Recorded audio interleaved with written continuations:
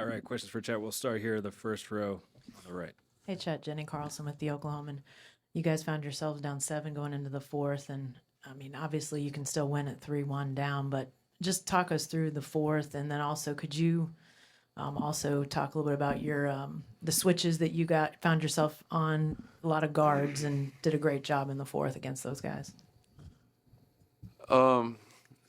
We just got some big-time players that make big-time plays. I think Shea's shots were huge, and those are loud and obvious, and everybody sees them. But we had guys make plays that were, you could say, invisible, that, led to a lot of good things happening for us. So that's a great team effort right there, great team win, and we gotta keep it going. First row right here. Joel Lorenzi with the Oklahoma. Chet, I want to ask more specifically about switches on Halliburton. Obviously, he's trying to put you on an island there late. What were you thinking in those moments, and sort of what did it take to sort of slow him down? I'd just given up 2 drives right before that, so just trying to kind of learn from those and play him better in those instances. I feel like I got a good contest. He was still able to get it off, and he shoots a high arcing shot. So like the whole time it's in the air, you're just a lot's going through your mind. But I'm just glad we were able to get those stops and close out the game. First row all the way to the left. Chet, I'm sure your whole basketball life, there's been so much focus on your height. Did tonight you feel like your quickness impacted the game? Not just the defensive end, but all those putbacks, the second chances. It just seemed like you were first to the ball. I feel like a little bit of it was just trying to have a intention of making winning plays, and those plays were kind of what it presented themselves. I found myself in situations where I had to try and get stops for us to win the game, and then also, try and, make winning plays for us no matter what they look like. And, if the ball bounces the other direction on some of those shots, we're not talking about that. So there's a little bit of that too. But, I guess I had a knack for being in the right spot tonight. Fourth row to the right, Dan. Dan Devine, Yahoo Sports. When Mark was up here, he credited Lou Dort for setting a defensive tone in the fourth quarter, and he called, I think it was Alex Caruso, a competitive monster. What did you guys get from them and from their sort of veteran leadership, their tone setting in the fourth?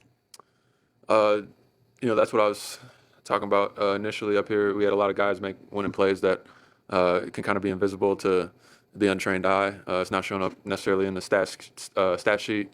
It's not like a highlight that's going to be played over and over. It's not one single instance, but Lou and all the other guys climbing up in the ball, and really playing some hard-nosed defense. Not only sets the tone for us and all the other guys guarding, but it also kind of sets the tone for the other team.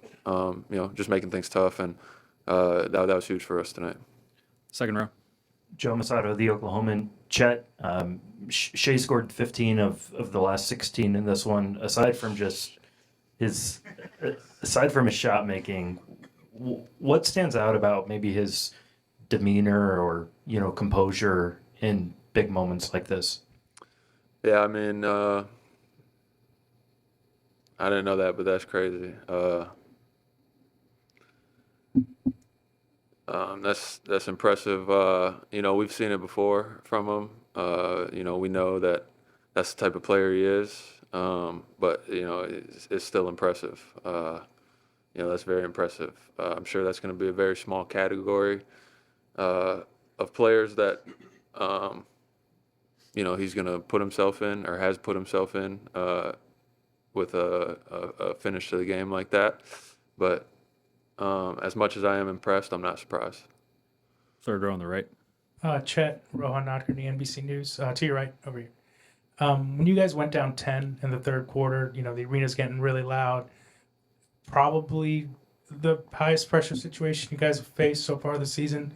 What was going through your mind when you guys were facing that deficit, and how did you feel like you guys were able to weather that storm? I can't speak for where everybody's mind was at, but I was just kind of thinking about, how to make individual plays that could put us in a better situation, not try to get a home run or make it all happen at once. I feel like we had some instances in the second quarter where And the intentions were right. Everybody's playing super aggressive. Everybody really wants it, but we were trying to hit some home runs in the second quarter, myself included. And, I feel like in the third quarter and the fourth quarter especially, we really got to what we needed to get to when we got to what we needed to get to when we needed to get to it, and it was good for us. Last row in the middle. Chet right here. Jake Nissy from the Daily Mail. Mark mentioned earlier how difficult this game was. You're a team that won 68 games in the regular season. How much can you kind of learn about your team and this group on a night when it's not working that well and when you guys really have to dig deep? I wouldn't say we learned anything about each other. We've been in tough situations before, and every single time we've come together. That doesn't mean that, we got to win the game that night, when we did see adversity. But no matter what happens, good or bad, pretty or ugly, we're always going to stick together. We're going to win together. We're going to lose together. We're going to have great moments together. We're going to fail together. No matter what happens, we're going to do it together. So I don't really see that changing ever. All right, thanks, Chet.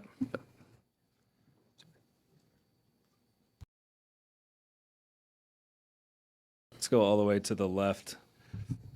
Mark.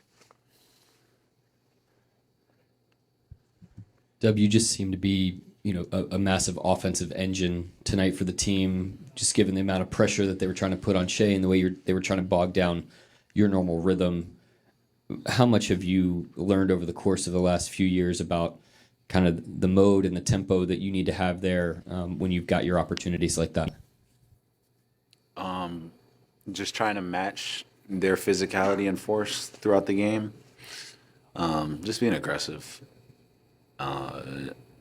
Just try and find my spots and get better each and every game. And tonight was just one of those things. I saw some stuff where I could be a little more aggressive early, and that's what I just try to do. But again, it's just reading what my team does and just trying to play off them a little bit too.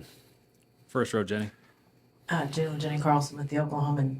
Obviously, a lot of guys had to play well for this game to be pulled off by you guys. But Alex,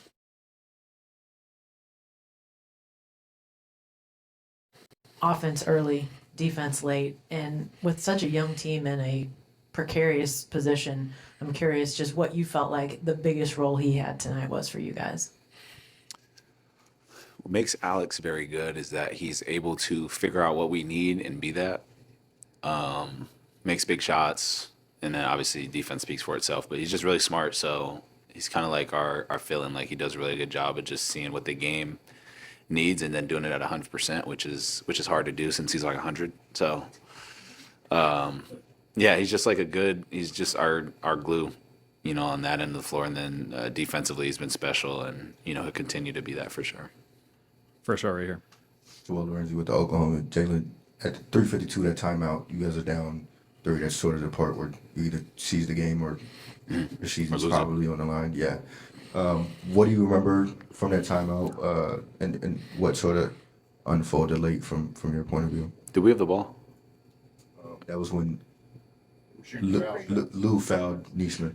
Oh, yeah. What went into that timeout?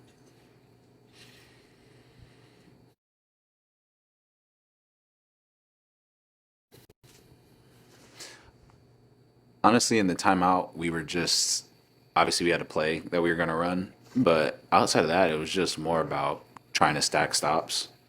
In 3 minutes, a lot of time. I think it was like 3:52 on the clock at that point in time. So there's still a lot of possessions left, and a lot of times where, like you said, like our season's kind of on the line, and you don't want them to get easy looks and make them work for everything at the end. And everything up until that point didn't matter. So it was just about trying to score, and then really it was about getting stops. First row on the left, Tim. Tim McMahon, ESPN. You guys now are 22-12 in games that you trail by at least 10 points this season, which is the best any team has done like the 30 years. They can look that stat up. Why do you guys why have you been able to have so much success when things go haywire for you at some point in games? Well, I don't know how fun of a stat that is to be down 10 all the time, but just resolve. The games are like 10 points, and this applies to them as well. Like you see like game 1 when they go on that big run towards the end, 10 is not a ton of points in the like grand scheme of a game. So that's kind of how we try and look at it.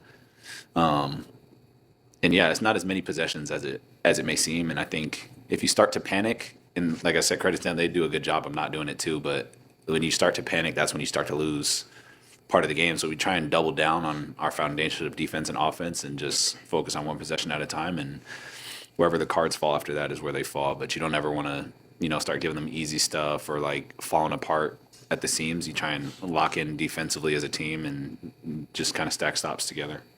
Second row, middle, Barry. Yeah, Barry Trammell, Tulsa World. Jalen, you had a great year, All-Star, third-team All-NBA, all that stuff. But do you feel like, particularly in these finals, you've elevated your game?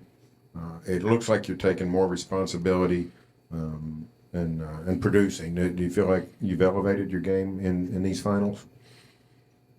Yeah, I mean, it forces you to play at a higher pace, a higher performance. And I think my biggest thing is just stepping into the moment, success or fail, and just kind of living with the results. I put a lot of work into my game, so I just go out there and play. And I just don't ever want to play a game and I look back and I wasn't aggressive, or I was like afraid to do a move, or whatever the case may be. So that's how I look at it. And then just what the earlier part of your question was, just like all the stuff I did in the beginning of the season doesn't matter to me. Like, we're treating this really like a new season. So that's how I look at it.